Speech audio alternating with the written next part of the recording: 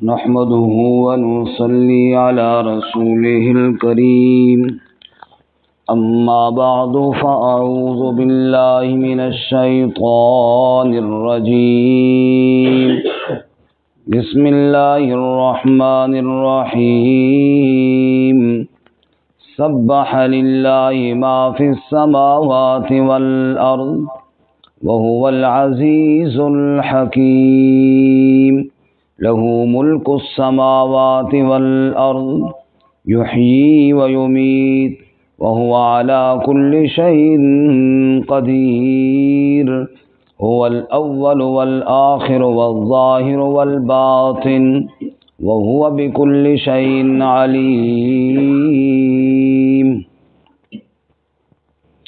سبح للہ، تسبیح بیان کی اللہ کے لیے، ما فی السماوات والارض، جو کچھ آسمانوں میں ہے اور جو زمین میں، وہو العزیز الحکیم، اور وہ غالب حکمت والا ہے، لہ ملک السماوات والارض، اسی کے لیے بادشاہت ہے آسمانوں اور زمین کی، یحیی و یمیت، زندہ کرتا ہے اور موت دیتا ہے، وَهُوَ عَلَى كُلِّ شَيْءٍ قَدِيرٌ، اور وہ ہر شے پر قدرت رکھنے والا ہے، هُوَ الْأَوَّلُ، وہی سب سے پہلے، والآخر، اور وہی سب سے آخر میں، والظاہر، وہی ظاہر، والباطن، اور وہی باطن، وَهُوَ بِكُلِّ شَيْءٍ عَلِيمٌ، اور وہ ہر شے کے ساتھ علم رکھنے والا ہے۔ سبحان ربک رب العزت عما یصفون وسلام علی المرسلین والحمد للہ رب العالمین۔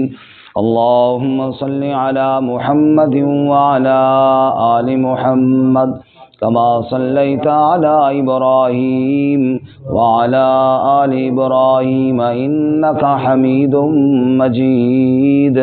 اللهم بارك على محمد وعلى آل محمد كما باركت على إبراهيم وعلى آل إبراهيم إنك حميد مجيد۔ معزز سامعین، سورۃ الحدید کی ابتدائی 3 آیات تلاوت کی ہیں۔ اللہ رب العزت ان کے مطابق صحیح بیان کی توفیق عطا فرمائے اور ہمیں قرآن و سنت پر عمل کرنے کی توفیق عطا فرمائے۔ اس سے قبل سورۃ الواقعہ مکمل ہوئی۔ سورۃ الواقعہ کی آخری آیت اگر آپ دیکھیں تو فسبح باسم ربک العظیم، اپنے رب کے نام کی تسبیح بیان کر جو عظمت والا ہے۔ اور سورۃ الحدید میں فرمایا سبح للہ ما فی السماوات والارض، صرف تو ہی نہیں، کائنات کی ہر چیز اللہ کی تسبیح بیان کرتی ہے۔ باقی سورہ مبارکہ میں اللہ کی وحدانیت، اس پر دلائل عقلیہ، اور اس کے بعد انفاق فی سبیل اللہ اور جہاد فی سبیل اللہ۔ انفاق کا مطلب اللہ کی راہ میں مال خرچ کرنا، اور اس کے بڑے اہم دلائل اور بہت اہم وجوہات، وہ انشاءاللہ ہم آگے ساتھ پڑھیں گے جب وہ آیات آئیں گی۔ اور اس کے بعد سورت کا نام ہے الحدید، حدید لوہے کو کہتے ہیں۔ وَأَنزَلْنَا الْحَدِيدَ فِيهِ بَأْسٌ شَدِيدٌ وَمَنَافِعُ لِلنَّاسِ، اسی صورت میں آگے آ رہا ہے۔ یہ لوہا ہم نے سخت لڑائی کے لیے، جنگی ہتھیاروں کے لیے پیدا کیا ہے، اور کاروبار اور منافع کے لیے بھی، تو اس لیے جہاد کا حکم بھی اس صورت میں آ گیا۔ بہرحال شروع میں آج کا جو سبق ہے اس میں اللہ کی وحدانیت پر دلائل عقلیہ ہے، کیونکہ جس مسئلے کے لیے جہاد کرنا ہے پہلے وہ مسئلہ ذہن نشین ہونا چاہیے، ورنہ تو لڑائی محض لڑائی رہ جاتی ہے، ذاتی طور پر ہو، زمین کے لیے ہو، اور کئی مقاصد ہوتے ہیں، تو وہ لڑائی جہاد نہیں کہلاتی۔ جہاد وہ جو اللہ کی وحدانیت، اللہ کی توحید، اعلاء کلمت اللہ اور اللہ تعالیٰ کے دین کی سربلندی کے لیے کی جائے۔ اس لیے اللہ تعالیٰ نے پہلے اپنی وحدانیت کو بیان کیا کہ وہ مسئلہ سمجھیے، ذہن نشین کیجئے، جس کے لیے تم نے جہاد کرنا ہے۔ یہ صورت اور آگے اور کئی صورتیں ہیں، جیسے سورۃ الصف ہے، سورۃ الحشر ہے، اور سورۃ الجمعہ ہے، سورۃ التغابن ہے۔ ان کو کہتے ہیں مسبحات، یہ تسبیح سے شروع ہوتی ہیں۔ سبح للہ، کہیں ہے یسبح للہ کہ اللہ تعالیٰ کی تسبیح، کبھی ماضی کا صیغہ ہے اور کہیں شروع میں مضارع کا صیغہ ہے۔ اللہ کی تسبیح بیان کی ہے اور اللہ کی تسبیح بیان کر رہے ہیں اور بیان کرتے رہیں گے پوری کائنات، اس لیے تم بھی اللہ کی تسبیح بیان کرو۔ ارشاد فرمایا جی، سبح للہ ما فی السماوات والارض، اللہ کی تسبیح بیان کی اس چیز نے جو آسمانوں میں ہے اور زمین میں، کائنات کی ہر چیز نے اللہ کی تسبیح بیان کی ہے۔ آپ بھی کہہ دیں سبحان اللہ، آپ بھی کائنات کی ہر چیز میں ہے نا۔ جب ہر چیز اللہ کی تسبیح بیان کرتی ہے، کائنات کی کوئی چیز ایسی نہیں جو اللہ کی پاکی کو بیان نہ کرے۔ سبح للہ، اللہ کی تسبیح بیان کرتے ہیں، ما فی السماوات ہے، آسمانوں میں جو ہیں، آسمانوں میں جتنے فرشتے بھی ہیں، ہر فرشتے کی زبان پر اللہ کی تسبیح۔ رسول اللہ صلی اللہ علیہ وسلم نے ارشاد فرمایا، اطت السماء، آسمان سے چرچرانے کی آوازیں آ رہی ہیں، وحق لها ان تئت، اور اس کا یہ حق ہے، یہ لائق ہے کہ اس میں چرچرانے کی آوازیں آئیں، کیونکہ ایک بالشت کے برابر بھی ساتوں آسمانوں میں جگہ خالی کوئی نہیں جہاں فرشتے اپنی جبین رکھ کر اللہ کی تسبیح نہ بیان کر رہے ہوں۔ سبح للہ ما فی السماوات، آسمانوں والے بھی اس کی تسبیح بیان کریں۔ اور ایک روایت میں فرشتوں کی ایک تسبیح کا ذکر ہے، سبحان من زین الرجال باللحا وسبحان من زین النساء بالزوائب، پاک ہے وہ ذات جس نے مردوں کو داڑھی کے ذریعے فضیلت عطا فرمائی ہے، اور پاک ہے وہ ذات جس نے عورتوں کو سر کے بالوں اور مینڈیوں کے ذریعے زینت عطا فرمائی ہے۔ مرد کی زینت داڑھی میں، عورت کی زینت سر کے بالوں میں ہے۔ پاک ہے وہ ذات جس نے یہ چیزیں عطا فرمائی ہیں۔ سبح للہ ما فی السماوات والارض، اور زمین والی ساری مخلوق بھی اللہ کی تسبیح بیان کرتی ہے۔ اللہ کریم دوسرے مقام پہ فرماتے ہیں، وَإِن مِّن شَيْءٍ إِلَّا يُسَبِّحُ بِحَمْدِهِ وَلَٰكِن لَّا تَفْقَهُونَ تَسْبِيحَهُمْ، کائنات کی ہر چیز اللہ کی تسبیح بیان کرتی ہے، تمہیں ان کی تسبیح سمجھ میں نہیں آتی۔ چڑیاں چہچہاتی ہیں، تم کہتے ہو چڑیاں چہچہا رہی ہیں، رب کہتا ہے یہ میری تسبیح بیان کر رہی ہیں۔ وَالطَّيْرُ صَافَّاتٍ، سورۃ الملک میں فرمایا پرندے تو صفیں بنا کر باجماعت میری تسبیح بیان کرتے ہیں۔ سارا دن چڑیاں اور یہ پرندے اپنے خوراک کی تلاش میں کبھی کہاں اور کبھی کہاں، اور شام کا وقت کبھی دیکھو نا درختوں میں اپنے گھونسلے میں جمع ہو کر ایک شور مچایا ہوا ہوتا ہے، تم کہتے ہو شور مچا رہی ہیں چڑیاں، رب کہتا ہے صف باندھ کر میری تسبیح بیان کر رہی ہیں۔ شیخ سعدی شیرازی رحمۃ اللہ علیہ نے فرمایا، رات کے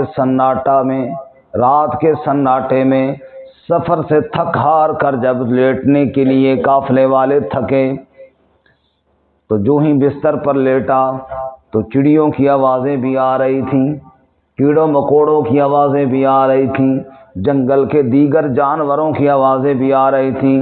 تو میرے دل نے مجھے کہا، سعدی جب جانور بھی اس کی تسبیح میں رات کے اس پیر لگے ہوئے ہیں، چڑیاں ابھی تک اس کو یاد کر رہی ہیں، کیڑے مکوڑے بھی یاد کر رہے ہیں، تو کیوں عشاء کی نماز پڑھے بغیر سو رہا ہے؟ اٹھ اور تو بھی اللہ کے سامنے سجدہ ریز ہو جا۔ اللہ کریم فرماتے ہیں سبح للہ ما فی السماوات والارض، اے انسان تو غافل ہے، تیری زبان پر میری تسبیح اور سبحان اللہ جاری نہیں ہوتا، کائنات کی تو ہر چیز میری تسبیح بیان کرتی ہے۔ سبحان اللہ، سبحان اللہ۔ اب تسبیح بیان کرتی ہے تو کیسے کرتی ہے؟ ایک تو جواب یہ ہے کہ جیسے اللہ نے ان کو کام پر لگایا ہے، اس کام میں لگے ہیں تو یہ بھی تسبیح ہے۔ مثال کے طور پہ یہ تصویر ہے سامنے، آپ دیکھیں گے تو ماشاءاللہ یار بڑی زبردست بنائی ہے جس نے بنائی ہے، تو تصویر کو دیکھ کر مصور کی تعریف خود بخود آپ کی زبان پہ جاری ہو جائے گی، تو یہ تصویر گویا کہ اس کی تعریف کا ذریعہ بن گئی۔ تو کائنات کی ہر چیز کا حسن اللہ کی تسبیح کا شاہکار ہے۔ آسمان کو دیکھو، زمین کو دیکھو، درخت کو دیکھو، پہاڑ کو دیکھو، دریا کو دیکھو، حتیٰ کہ ہر چیز جس کو بھی دیکھو گے بے عیب چیز اور خوبصورت نظر آئے گی تو زبان سے نکلے گا سبحان اللہ۔ تو یہ چیز اللہ کی تسبیح کا ذریعہ ہے زبان حال سے۔ اور دوسرا جو ابھی میں نے آیت آپ کو سنائی کہ وہ زبان قال سے بھی کہتی ہے لیکن ہمیں سمجھ نہیں آتی، ہم کہتے ہیں چہچہا رہی ہیں، ہم کہتے ہیں شور مچا رہی ہیں، رب کہتا ہے میری تسبیح بیان ہو رہی ہے۔ اور سورۃ الرعد میں کیا فرمایا؟ وَيُسَبِّحُ الرَّعْدُ بِحَمْدِهِ وَالْمَلَائِكَةُ مِنْ خِیفَتِهِ۔ رعد ایک فرشتے کا بھی نام ہے، اور رعد بادل کی گرج اور کڑک کو بھی کہتے ہیں۔ تم کہتے ہو بادل گرج رہا ہے، رب کہتا ہے بادل میری تسبیح بیان کر رہا ہے۔ آسمان والے بھی تسبیح بیان کریں، زمین والے بھی اللہ کی تسبیح بیان کریں، کیوں؟ وَهُوَ الْعَزِيزُ الْحَكِيمُ، کیونکہ غالب جو اللہ کی ذات ہے، سب پہ حکومت جو اللہ کی ذات کی ہے، الحکیم حکمت والا بھی اللہ ہی ہے۔ لَهُ مُلْكُ السَّمَاوَاتِ وَالْأَرْضِ، آسمانوں اور زمین کا مالک بھی اللہ کریم ہے۔ جب مالک اللہ کریم ہے تو آسمان و زمین میں اس کی تسبیح کے ترانے کیوں نہ پڑے جائیں؟ پوری کائنات کا مالک کون ہے؟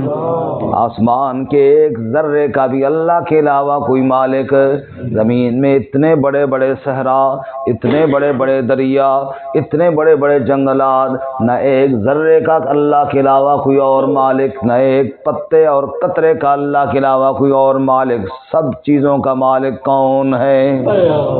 یحیی و یمیت، زندہ بھی کرتا ہے اور موت بھی دیتا ہے۔ موت اور حیات کا مالک بھی کون ہے؟ ایک وہی ہے رب کی ذات جس کے ہاتھ ہے موت حیات، نہیں کوئی مالک رب کے سوا۔ لا الہ الا اللہ، یحیی و یمیت، زندہ بھی اللہ ہی کرتا ہے، موت بھی اللہ ہی دیتا ہے۔ وَهُوَ عَلَى كُلِّ شَيْءٍ قَدِيرٌ، اور اللہ ہر شے پر قدرت رکھنے والا ہے، مکمل اختیار، پوری قدرت رکھنے والی ذات کس کی ہے؟ اللہ۔ هو الاول والآخر والظاہر والباطن، سب سے پہلے جب کوئی نہ تھا تو کون تھا؟ سبحان اللہ۔ اور جب کوئی نہ رہے گا تو پھر کون رہے گا؟ رسول اللہ صلی اللہ علیہ وسلم نے فرمایا اللہم انت الاول فلیس قبلک شیء، اے اللہ تو ہی سب سے پہلا ہے، تجھ سے پہلے کچھ نہیں۔ وَأَنْتَ الْآخِرُ فَلَيْسَ بَعْدَكَ شَيْءٌ، تو ہی سب سے آخر میں ہے، تیرے بعد کچھ نہیں۔ أَنْتَ الظَّاهِرُ فَلَيْسَ فَوْقَكَ شَيْءٌ، تو ہی سب پر ظاہر ہے، تجھ سے اوپر کوئی نہیں، تجھ سے غالب اور کوئی نہیں۔ وَأَنْتَ الْبَاطِنُ فَلَيْسَ دُونَكَ شَيْءٌ، تو ہی باطن ہے، تجھ سے بڑھ کے مخفی اور کوئی نہیں ہے۔ اے اللہ تو ہی پوری کائنات کا مالک ہے۔ اقض عنا الدین واغننا عن الفقر، قرضے بھی تو ہی پورے کر دے، فقر سے بھی تو ہی نجات عطا فرمانے والا ہے۔ اللہ کے نبی صلی اللہ علیہ وسلم نے ان الفاظ کی گویا کہ تشریح فرما دی کہ اللہ سے پہلے کوئی نہیں۔ وقت نہیں ہے لیکن چھوٹا سا ایک واقعہ عرض کروں. کسی دور میں کسی داعیہ نے کہا مسلمانوں مجھے یہ سمجھاؤ، تم کہتے ہو اللہ سب سے پہلے اور اللہ سے پہلے کوئی نہیں، یہ کیسے؟ تو مسلمانوں کا ایک بچہ، اس نے کہا گنتی آتی ہے تجھے؟ اس نے کہا ہاں آتی ہے. کہا سنا. اس نے گنتی سنائی. جب 10 تک پہنچا انہوں نے کہا یہ الٹی پڑھ کے لیا. اس نے الٹی پڑھی 10 9 8 7 6 5 4 3 2 1. کہا بس کیوں کر کے پڑھتا جانا آگے. اس نے کہا ایک پہ تو ختم ہو جاتی ہے. اس نے کہا یہ تو ہم کہتے ہیں نا کہ ایک اللہ وحدہ لا شریک ہے، اس کے پیچھے ختم. ادھر کہتا ہے کہ جناب یہ کیسے ہے، تو پڑھنا آگے گنتی کیوں چپ کر گیا ہے؟ یہ تو ہم مسلمان کہتے ہیں کہ وہ ایک ہے، قل هو اللہ احد، ایک بس. اس سے پہلے کوئی آگے چلو، اس سے پیچھے انت الاول فلیس قبلک شیء. اے اللہ تو ایک ہے، تجھ سے پہلے کچھ نہیں ہے، اس سے پہلے زیرو ہے، کچھ نہیں ہے، اے اللہ تو ہی تو ہے. اس نے کہا تو اب مسلمان کہتے ہو کہ اللہ تعالیٰ ہر جگہ ہے، نظر نہیں آتا. ہر جگہ ہے سے مراد اللہ کا علم، اللہ کی قدرت ہر جگہ پہ ہے. ان آنکھوں سے ذات الہی نظر نہیں آتی. لا تدرکہ الابصار. قرآن کہتا ہے تم اس کی ذات کا ادراک نہیں کر سکتے. یہ کیسے ہے؟ اس نے کہا یہ دودھ کے اندر مکھن نظر آتا ہے کہ نہیں؟ اس نے کہا نہیں آتا. اس کا ہے یا نہیں؟ اس نے کہا ہے تو صحیح. اس نے کہا مکھن کو مانتا ہے دلیل سے، اللہ کو دیکھ پوری کائنات کے دلائل سے. ہر چیز اللہ تعالیٰ کی قدرت کا شاہکار ہے. تو اللہ تعالیٰ فرماتے ہیں میں اول ہوں، میں آخر ہوں، اور ایک وقت آئے گا کچھ بھی نہیں رہے گا، نہ یہ کائنات رہے گی، نہ کوئی ذی روح رہے گا. کل من علیہا فان. نہ کوئی نیک رہے گا نہ کوئی بد رہے گا، سب فنا ہو جائیں گے. نہ انسان بچے، نہ جنات بچے، نہ فرشتے بچے، کوئی بھی نہیں بچا. وَيَبْقَى وَجْهُ رَبِّكَ ذُو الْجَلَالِ وَالْإِكْرَامِ. تو هو الآخر. پھر آخر میں بھی کون ہوا؟ الظاہر. اللہ ظاہر ہے. ایک معنی وہ جو ابھی میں نے حدیث سے سنایا، حضور نے فرمایا انت الظاہر فلیس فوقک شیء. اے اللہ تو ظاہر ہے، تجھ سے اوپر کوئی نہیں. مطلب ظاہر کا پھر معنی ہو گیا غالب. ظاہر کا معنی کیا ہو گیا؟ سب پر غالب، تجھ سے اوپر کوئی نہیں. اور دوسرا معنی ظاہر کا، جس کو ہم اپنی اردو میں بھی ظاہری کہتے ہیں، دلائل کے اعتبار سے اللہ تیری ذات ظاہر ہے. تجلی تیری ذات کی سو بسو ہے، جدھر دیکھتا ہوں ادھر تو ہی تو ہے. جدھر دیکھو اللہ کی قدرت کے شاہکار نظر آئیں گے. تو یہ ظاہر ہے کہ ذات الہی پوری کائنات کو چلانے والا ہے. اور باطن، باطن کا معنی مخفی. اللہ ساری کائنات کی آنکھیں مل جائیں، سارے کیمرے لگا لیں، خوردبین لگا لیں، دوربین لگا لیں، اور پتہ نہیں کیا کیا آلے ہیں وہ سارے لگا لیں. انت الباطن. جو آلے مرضی لگا لیں، تیری ذات تک کسی کی رسائی نہیں ہے. اللہ تعالیٰ فرماتے ہیں وَهُوَ بِكُلِّ شَيْءٍ عَلِيمٌ. اور اللہ ہر چیز کے ساتھ علم رکھنے والا ہے. اللہ تعالیٰ میں اپنی ذات پر یقین